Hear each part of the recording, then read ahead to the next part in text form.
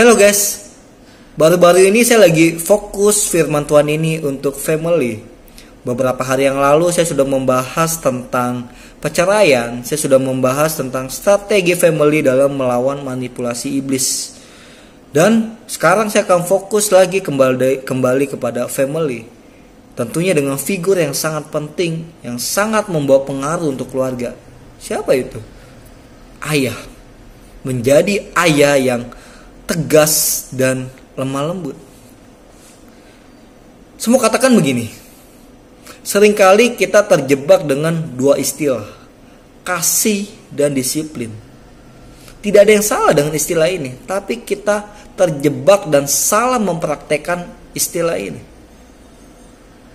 Pertanyaan untuk seorang ayah, pribadi yang mana yang cenderung kita punyai sebagai ayah? Apakah kasih atau disiplin atau kedua-duanya? Tidak ada yang salah dalam kata ini, tapi dalam hal mempraktekkan kita menjadi salah. Kasih ini menjadi negatif ketika kita terlalu kasihan kepada anak kita. Sulit berkata tidak. Ya, padahal anak melakukan hal yang tidak benar. Keputusan yang diambil salah, tapi kita nggak berani. Terus yang kedua, disiplin. Gak ada yang salah. Tapi prakteknya menjadi salah ketika kita banyak berkata tidak kepada anak. Anak menjadi tertekan dan juga terlalu banyak peraturan yang harus diikuti. Anak tertekan banget kalau kita melakukan hal ini. Kita menggunakan ala militer yang berlebihan kepada anak kita. Sebagai seorang imam, itu menjadi salah kalau kita menerapkan hal itu. Setiap orang selalu punya kecenderungan ke salah satu ini, disiplin dan kasih. Tidak, sekali lagi saya katakan tidak yang salah. Tapi ketika kita mempraktekkan menjadi salah, ketika kita mempunyai hal yang berlebihan dan sudut pandang yang berbeda dalam penerapannya, ini menjadi salah. Saya mau katakan gini, yang harus kita lakukan pertama-tama, kita harus tahu kecenderungan kita sebagai seorang ayah ke arah mana nih. Intinya gini, cari tahu dulu kelemahan kita, baru kita bisa memperbaikinya. Dan kita bisa menerapkan kepada anak kita. Kalau 3:21 bilang kayak gini. Intinya gini, menyatakan bapak-bapak supaya kita tidak menyakiti hati anak dengan cara didik kita. Terus juga Efesus 6 ayat 4 juga berkata serupa dengan hal ini, bahwa kita harus mendidik anak kita tanpa jangan sampai caranya salah. Ibrani 12 ayat 5 sampai 6 menyatakan betapa Tuhan memberikan disiplin kepada anak-anaknya, dan itu karena kasihnya. Jadi ketika berbicara soal disiplin, itu karena Tuhan yang beri contoh kepada kita. Ibrani 12 ayat 5 sampai 6 mencatat itu.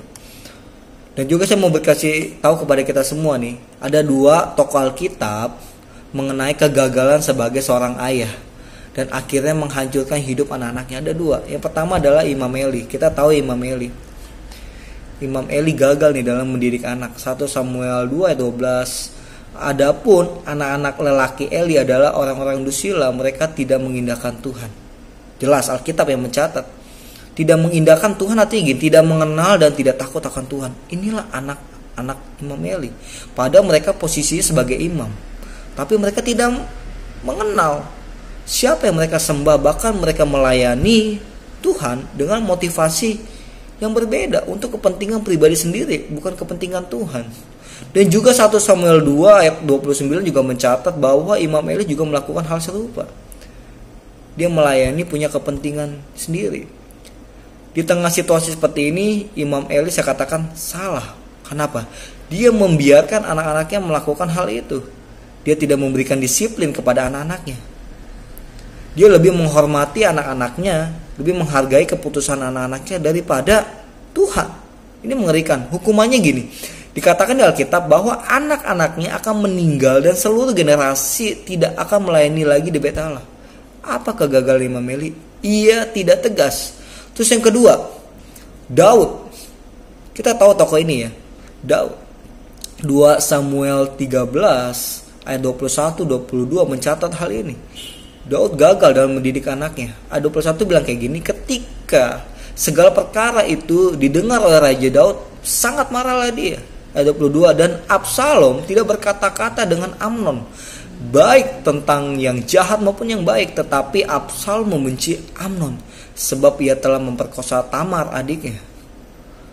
Kita tahu ya Daud raja yang bijaksana, Daud raja yang baik. Kita banyak belajar dari tokoh Daud. Tapi Alkitab mencatat dia punya suatu kelemahan sebagai orang tua. Daud pun kurang berani, kurang tegas dan disiplin kepada anak-anaknya. Ini nyata. Kebencian Absalom akhirnya membunuh Amnon karena Amnon memperkosa adik Absalom, Tamar. Pada akhirnya dia pun sampai melakukan kudeta kepada ayahnya. Ini terjadi, Alkitab mencatat. Menurut hukum Taurat, imamat, Amnon harus dipanggil oleh Daud. Untuk apa? Dihukum mati. Tapi Daud tidak melakukan itu. Alkitab hanya menyebut Daud sangat marah. Sampai-sampai Absalom kesel. Dia sendiri yang turun tangan untuk membunuh Amnon. Wah, mengerikan. 1 Raja-Raja 1 ayat 6 juga mencatat Raja Daud sudah tua dan akhirnya meninggal dunia.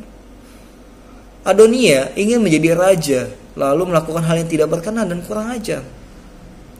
Nanti baca ayat 5. Karena Absalom dan Amnon sudah tiada, Adonia ingin mengambil tahta Daud. Dia ingin menjadi raja, dia melakukan hal yang tidak berkenan dan kurang ajar. Sampai-sampai gini, Nabi Nathan harus menasihati Betsheba. Untuk apa? Memberitahu Daud bahwa Salomo lah yang dinyatakan menjadi raja. Tapi Daud membiarkan Adonia melakukan hal itu. Sampai-sampai perang saudara terjadi lagi. Salomo harus membunuh Daud. Daud tidak tegas. Daud salah karena tidak tegas dan tidak mendisiplinkan anaknya. Iya, ini kegagalan tokoh Alkitab dalam mendidik anak. Saya akan memberikan perenungan buat kita semua sebagai seorang ayah. Atau mungkin mau menjadi ayah. Ayo kita merenungkan hal ini. Kemungkinan kalau kita menjadi orang tua atau saya katakan menjadi ayah, apa yang harus kita lakukan? Apakah kita harus memanjakan anak? Kasih banyak, disiplin dikit. Kasih yang terlalu banyak tanpa disiplin, intinya gitu. Kalau kita saat ini sudah memanjakan, janganlah menyalahkan situasi apapun, kondisi apapun. Anak sudah menjadi manja ketika hal yang itu sudah tidak bisa dipenuhi. Anak kurang ajar sama kita, jangan salahkan keadaan. Salahkan diri kita sendiri. Yang kedua, apakah kita menyia-nyiakan kesempatan, membuang-buang waktu kita tidak pernah berkomunikasi dengan anak kita sebagai imam, pemimpin. Kasih sedikit, disiplin sedikit. Intinya gitu. Orang tua yang tidak punya waktu untuk anak, hanya memberikan uang, tapi tidak memberikan nilai hidup yang baik untuk anak-anaknya. Jangan salahkan anak ketika kita memberi uang, anak akan menggunakan uang itu untuk memberi narkoba atau memberikan hal-hal yang lain, alkohol dan lain sebagainya untuk kepuasan dirinya.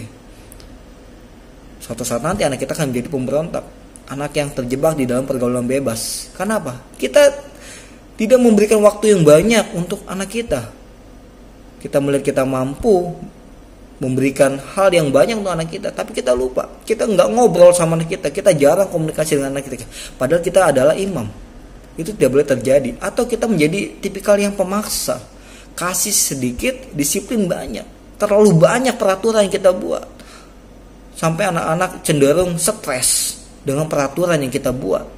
Terlalu banyak kata tidak yang kita berikan kepada anak, sehingga anak menjadi anak yang pemberontak suatu saat nanti. Percayalah hal itu yang terjadi. Ketika anak sudah bekerja, dia bilang dia udah punya penghasilan sendiri, anak sudah tidak akan mengikuti peraturan kita lagi. Dia akan merdeka keluar dari rumah. Mungkin dia tinggal di apartemen, tinggal di luar, gak mau tinggal sama orang tuanya. Ini fakta yang terjadi. Apa kita mau lakukan hal seperti itu? Atau yang ini, yang terakhir, menjadi sosok pemimpin, 100% kasih, 100% disiplin. Inilah yang terbaik menurut saya sebagai orang tua. Sama seperti Tuhan, Dia mengasihi dan juga mendisiplinkan kita sebagai anak-anaknya. Kita harus menjadi orang tua, sosok ayah pemimpin yang tahu kapan harus mengasihi dan kapan harus mendisiplinkan anak. Inilah yang harus menjadi tujuan kita. Yes. Semua katakan gini, apa yang harus kita lakukan supaya kita bisa mendisiplinkan anak tanpa melukai hati anak? Akan memberikan clue-nya. Yang pertama adalah strengthen your relationship. Dengan istilah memperkuat hubungan. hubungan dengan anak harus diperdekat. Saya mau katakan gitu, dikuatkan setiap hari. Relasi mempengaruhi sampai sejauh mana kita bersikap kepada anak kita. Ibrani 12 ayat 6, mengasihi plus disiplin wajib. Dengan cara kita harus memperkuat hubungan kita. Kalau kita nggak bisa memperkuat hubungan kita dengan anak kita, kasih itu nggak jalan, disiplin itu nggak akan diterapkan. Karena apa? Karena kita jauh dari anak kita. Yes. Saat kita tidak dekat, kita tidak akan bisa memberikan kritik.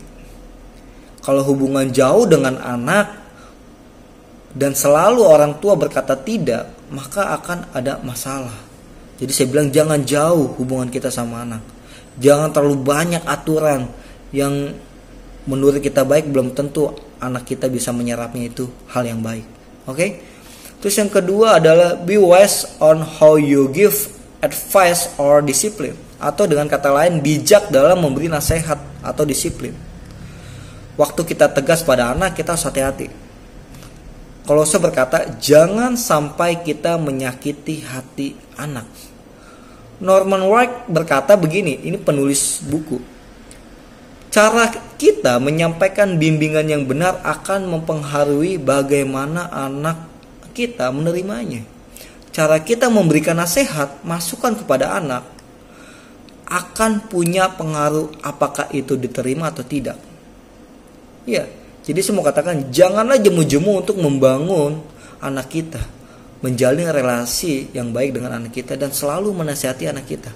Dan penting untuk konsisten dan tidak mudah menyerah untuk mendidik anak-anak kita. Karena Tuhan tidak pernah menyerah untuk mengasihi kita dan mendidik anak-anaknya. Oke? Yang kedua adalah be sample. Apa itu? Menjadi contoh, role model. Kita adalah imam, kita pemimpin, kita harus menjadi contoh untuk anak-anak kita. Menjadi contoh dalam kehidupan sehari-hari. Alkitab mencatat Timotius disuruh memberikan teladan biarpun dia masih muda. Saya mau katakan gini, anak-anak mungkin tidak mendengar nasihat kita, tapi perhatikan baik, mereka akan meniru karakter, sikap, dan gaya hidup kita. Inilah yang sebenarnya menakutkan kita, karena mereka akan meniru apapun itu, biarpun itu hal yang negatif sekalipun. Hati-hati makanya kita dalam berperilaku kita kepada anak kita. Apa yang kita katakan, kita harus berhati-hati. Apa yang kita lakukan, kita harus berhati-hati. Karena anak akan meniru. Dan coba kita melihat pribadi kita. Dulu kita punya orang tua ataupun kita masih punya orang tua. Pasti kita akan meniru sifat sikap yang baik atau yang jahat yang dilakukan orang tua. Kita akan meniru secara langsung atau tidak langsung, sadar atau tidak sadar, kita akan meniru hal itu. Jadi hati-hati ya. Saya mau katakan gini, menjadi seorang ayah adalah suatu kesempatan yang mulia. Tapi di tengah-tengah kesempatan yang besar ini ada juga resikonya. Kita harus hati-hati. Karena itu saya mengajak kita semua untuk kita bangkit dan menjadi ayah yang baik untuk anak-anak dan keluarga kita. Standar hidup kita adalah Kristus. Role model kita Kristus. Gaya kepemimpinan kita sebagai imam di dalam keluarga adalah Kristus. Come on. So kita mengajak kepada setiap seorang imam, ayah, harus mengikuti segala yang sudah diterapkan oleh Kristus dalam hidup kita. Tuhan Yesus memberkati kita semua. See you.